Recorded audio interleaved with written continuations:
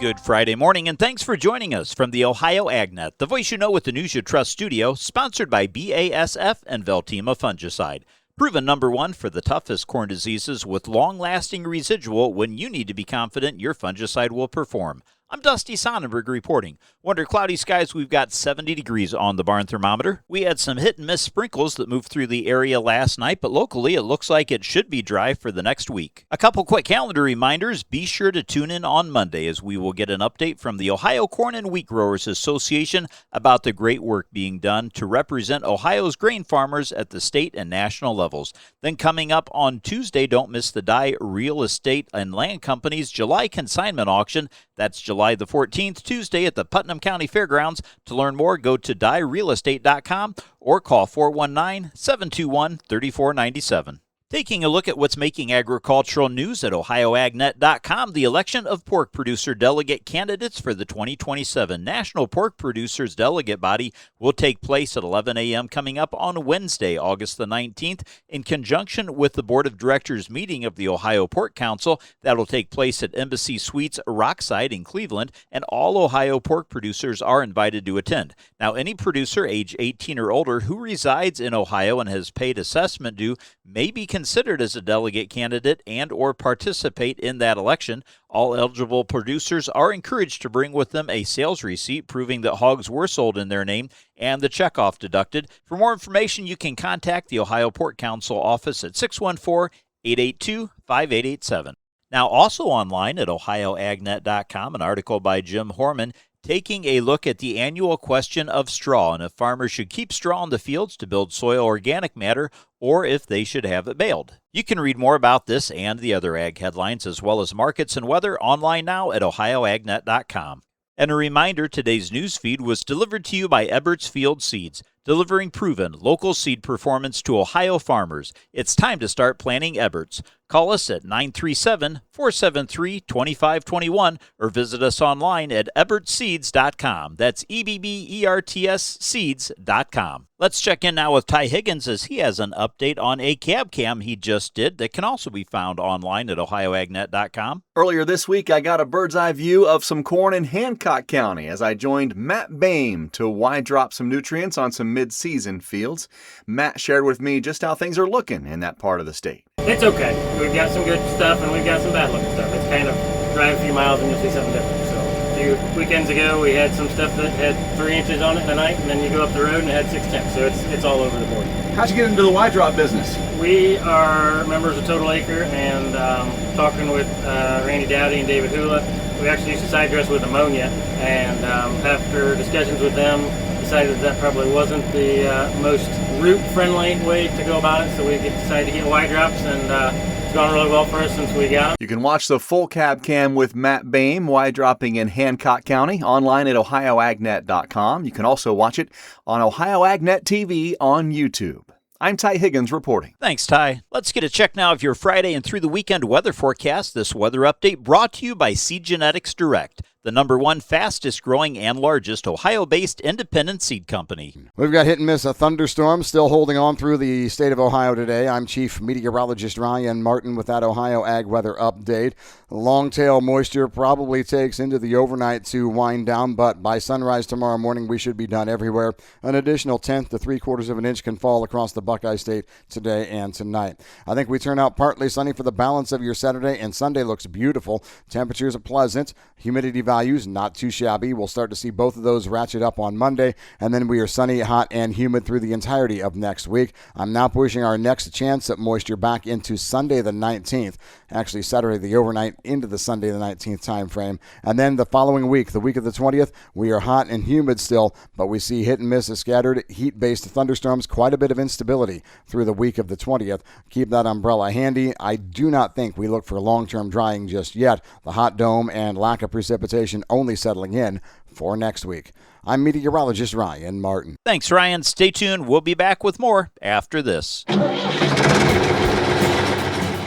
If your summer road trip leads you to Ohio's farm country, be sure to share the road with Ohio's farmers. Farm machinery moves slowly, makes wide turns, and needs extra space to avoid obstacles like mailboxes and guardrails. Let's all be mindful and make sure everyone gets home safe and sound this year. This message brought to you by the Ohio AgNet, OSU Extension Ag Safety and Health Team, and this station. Be aware, ticks are there. As you head outdoors, remember to avoid tall grass, wear light-colored full-coverage clothing, and use EPA-registered repellent. Be sure to thoroughly check for ticks after you head in for the day. If you find any ticks, remove them carefully with tweezers and watch for symptoms such as fever, headache, or rash. For more information on ticks and tick bite prevention, head over to ohio.gov/ticks. Welcome back to the Ohio AgNet. Let's catch up now with Joel Panorwood as he continues the series taking a look at soybeans and animal agriculture. Joel Panorwood here at the Ohio AgNet. We're in an ongoing series where we're talking about soybeans and their role in animal agriculture. And joining us right now at a facility that many of you know, the Kalmbach facility here just outside of Upper Sandusky, we have Dr. Tanner Wise. He's a monogastric nutritionist with Kalmbach Nutritional Services. And again, we're here thanks to the good folks of the Ohio Soybean Council, soybean farmers and their checkoff to discuss a little bit about how soybeans are playing that role in animal ag. So, Dr. Wise, thanks so much for being here. Absolutely. First of all, tell us about yourself. How'd you get here? What do you do? So I'm primarily a poultry nutritionist, title's monogastric nutritionist. I work a little bit with swine, primarily on our premix business. Grew up on a farm in Indiana, smaller hobby farm, raising some chickens, some pigs, having a big garden.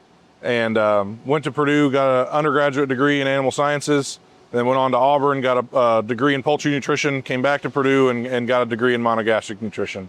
Joined Kalmbach about 2 years ago as a monogastric nutritionist. My primary role is working with commercial poultry producers through nutrition and formulation, as well as technical nutrition and services.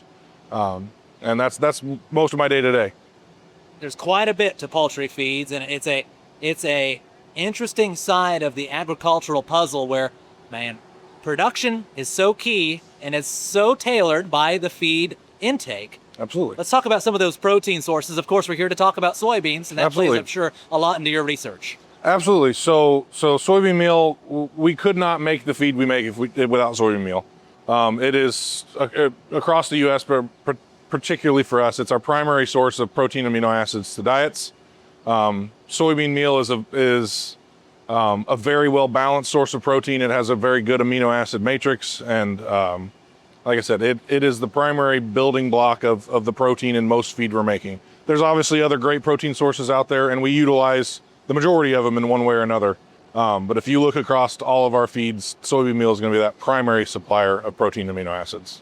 When you guys are formulating feeds, bringing that in here, you're talking about soy meal, but also, what are some of those other pieces of the puzzle that you guys are dealing with?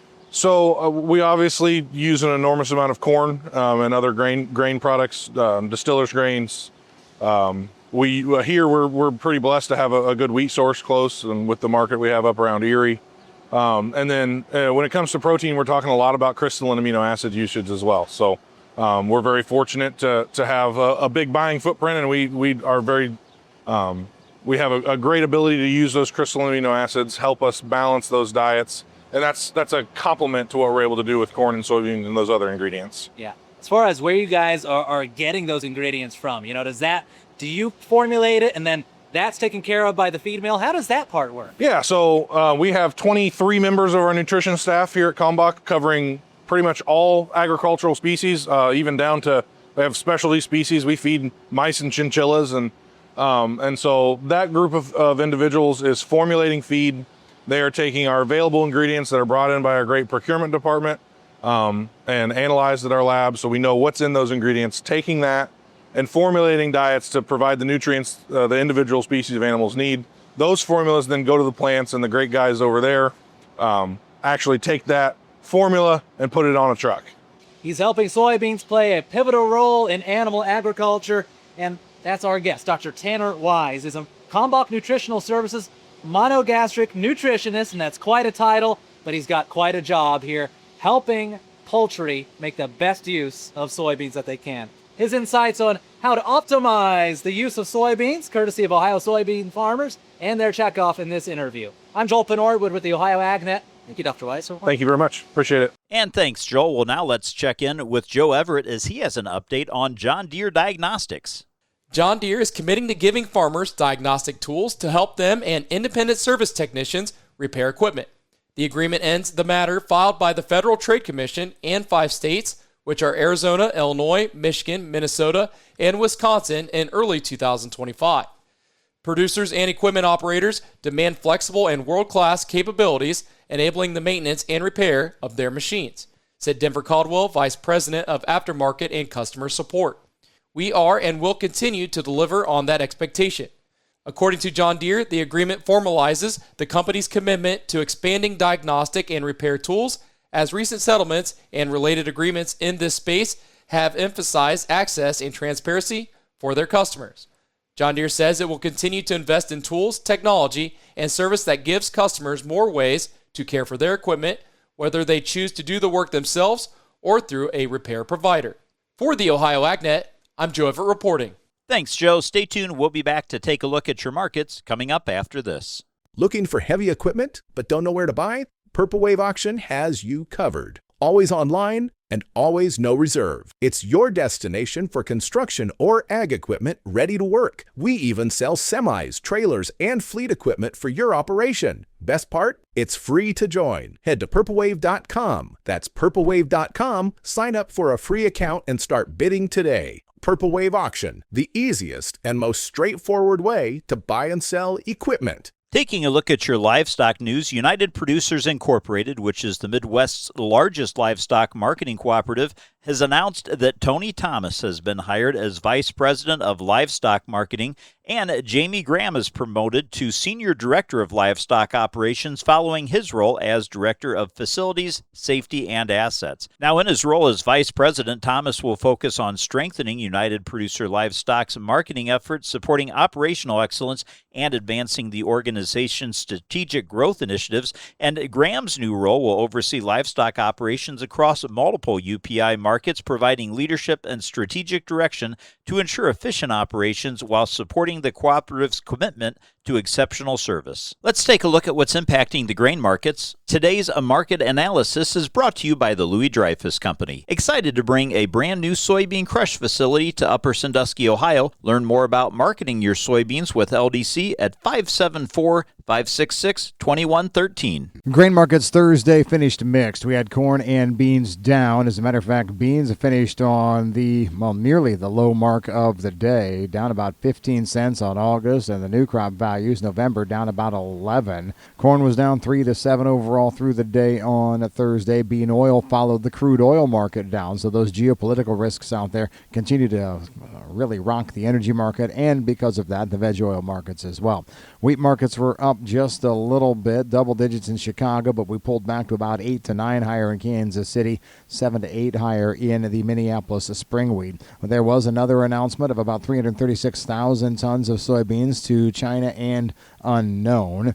And then we are actually seeing position squaring in the marketplace leading up to today's WASDE report. I really think the report later today is going to be a snooze fest overall, and it should be because every change that happens today should have been telegraphed by what we saw last Tuesday. I'm Ryan Martin. Thanks, Ryan. Well, let's take a look now at how your markets closed yesterday. Corn and soybean markets headed lower on Thursday, with traders seemingly unimpressed by the soybean export sales reported in the week ending July 2nd and ahead of today's WASDE report, which temporarily shows increased soybean supplies incoming for fall of 2026, and corn futures were caught between bearish influence from profit-taking in European futures. Now, at the close, September corn was down 3.5 cents and December corn was down 4.25. August soybeans closed down 15.5 cents, while November soybeans were down 10.75. September Kansas City wheat did close the day up 9 cents, while September Chicago wheat was up 12 cents, and September Minneapolis wheat closed the day up 8.25.